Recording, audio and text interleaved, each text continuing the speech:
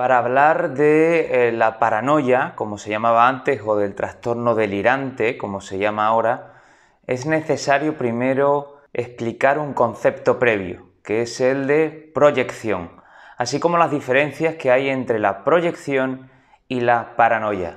Para ello voy a hacer uso de un ejemplo muy común, que es el de la persona celosa. Proyectar. Empezamos con la proyección. Todos proyectamos en mayor o menor medida. Proyectar consiste en ver algo que no aceptamos, que no toleramos, que negamos de nosotros mismos en otras personas. Se puede proyectar el odio hacia uno mismo y redirigirlo hacia los demás, la culpa, la maldad, los instintos, los deseos sexuales. Entonces, por ejemplo, una persona que no controla sus deseos sexuales y quiere tener sexo con muchas personas diferentes, teniendo ya pareja, teniendo ya un compromiso. Esa persona puede que proyecte ese exagerado deseo sexual en su propia pareja y en los demás, negando su propia lascivia y viendo esa lascivia en los demás. Entonces esta persona controlará a su pareja y también a los que se acerquen a ella. No confiará en los demás, porque ha adjudicado una característica suya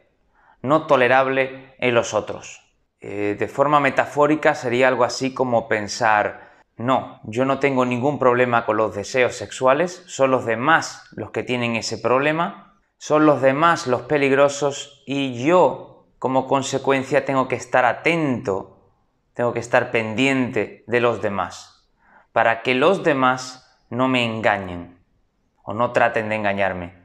Y si ocurriera que fuera yo el que engañara, entonces buscaría algún tipo de justificación que me exculpara. Esto es la proyección y concretamente en este ejemplo que pongo, la proyección en una persona celosa. Pongo en los demás lo que realmente yo poseo. Y ahora veamos cómo de la proyección se puede dar un salto hacia la paranoia, hacia el trastorno delirante, que es más complejo y más grave. En la paranoia, eso que tú lanzas y proyectas en los demás te viene de vuelta, hay un contraataque y entonces también hay una defensa. Me explico. Esta persona celosa ya no verá en los demás esa lascivia, ese descontrol sexual, sino que pensará que los demás cuchichean, hablan sobre su lascivia, sobre su deseo sexual. Tendrá la paranoia de que todos los demás saben su secreto, saben que él quiere tener sexo con otras personas, quiere ser infiel. Lo que yo no tolero de mí y con lo que acuso a los demás, al final, como un boomerang, me vuelve en forma de juicios externos. Un juicio externo que me invento, alejado de la realidad. Y pienso que cuando me he ido al baño, mis amigos están hablando de que yo quiero ligar con otras chicas o chicos, y pienso que los comentarios de mi pareja intentan acusarme de infidelidad cuando no es cierto, y la montaña, la paranoia, la teoría conspiratoria se va haciendo cada vez más grande. ¿Veis cómo todo cambia? La proyección, el proyectar esa característica en los demás ya no nos vale, ya no es un mecanismo de defensa efectivo, y los demás terminan por conocer mi secreto. Descubren lo que yo negaba de mí, en mi mente, porque en realidad es una paranoia.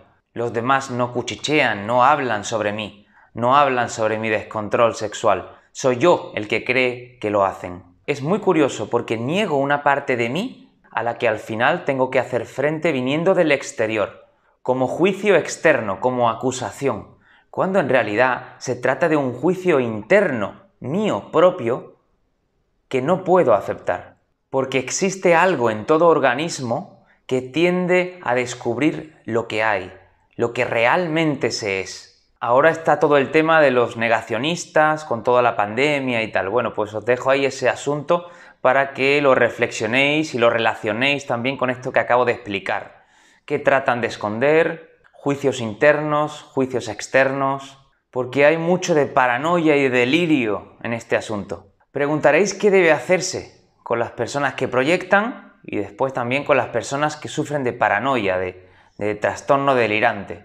Bueno, ante la proyección, pues es una responsabilidad de todos. Todos proyectamos cosas en los demás que no queremos reconocer de nosotros mismos. Y la tarea es paulatinamente ir enfrentando todo eso que ocultamos y negamos. Dejar de acusar a los demás para empezar a trabajar lo interno. Hay mucho que hacer de forma individual como para estar poniendo siempre la atención y el foco en lo que los demás hacen mal. Esto le pasa a las personas y también le pasa a los países, a las familias, a las comunidades, a cualquier tipo de sistema. Ponemos el foco siempre en los errores de los demás precisamente para enterrar los nuestros, evitar la culpa, el malestar por nuestras incapacidades. Entonces es un ejercicio individual que debemos trabajar por nuestra propia salud y también por el bien común, por la salud de la sociedad.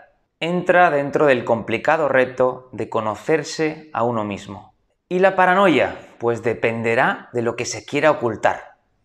Cuando hablamos de trastorno delirante, a veces lo que se quiere ocultar es algo demasiado intenso, demasiado difícil de digerir. Y no siempre la primera opción es confrontar, aceptar, mirar de frente. Es posible que la persona no esté preparada y no pueda soportarlo. Ahí es donde el profesional tiene que ser diestro y tratar de saber si es procedente o no abrir los ojos del paciente. Enfrentar a la persona con su secreto, con su miedo, con lo no tolerable. Cuando estamos en la fase de proyección, cuando proyectamos en los demás, ahí sí que normalmente el objetivo es mirar de frente nuestro propio problema. Pero quizás cuando tenemos paranoias el objetivo debe ser más comedido y tal vez pasar desde la paranoia hasta la proyección, porque esto es un continuo. Y ya cuando estemos en fase de proyección podremos enfrentar eso que realmente escondemos. Digamos que el delirio y la paranoia se alejan demasiado de la realidad como para confrontar directamente al sujeto con la verdad. En un caso extremo, como podría ser por ejemplo un paciente con Alzheimer, la confrontación ya no es efectiva. Solo sirve para aumentar la ansiedad del sujeto. Hay que seguirle la historia, aunque sea surrealista. Hay que ayudarle a dar sentido a ese delirio, para que estén en zona de tranquilidad. Cuando trabajaba hace años con personas que padecían este tipo de problemas, me encontraba con profesionales, con auxiliares, con enfermeras, que trataban de diferente manera este asunto de los delirios y de la paranoia. Recuerdo una mujer de unos 85 años que se ponía siempre en la puerta diciendo que estaba esperando a su padre para que la recogiera de la escuela. Había profesionales que trataban de confrontarle, de decirle que su padre estaba muerto y de que realmente nadie la iba a recoger de la escuela porque ella no estaba en la escuela. Eso realmente no viene a cuento. Eso ya no tiene sentido.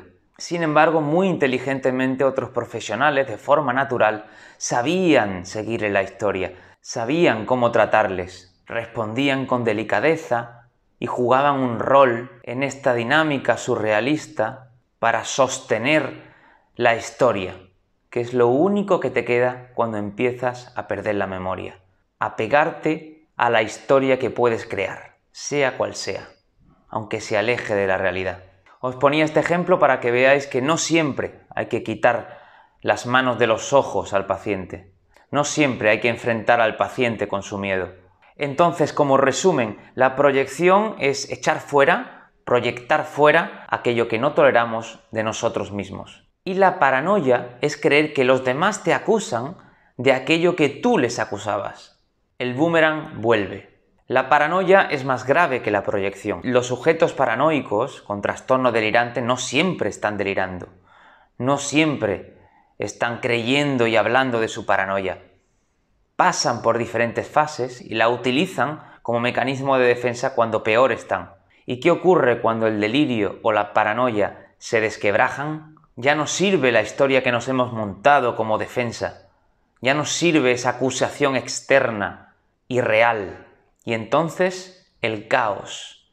Ahí surge la esquizofrenia. La ruptura total con el lenguaje, con lo simbólico, con el sentido, pero eso da para otro vídeo.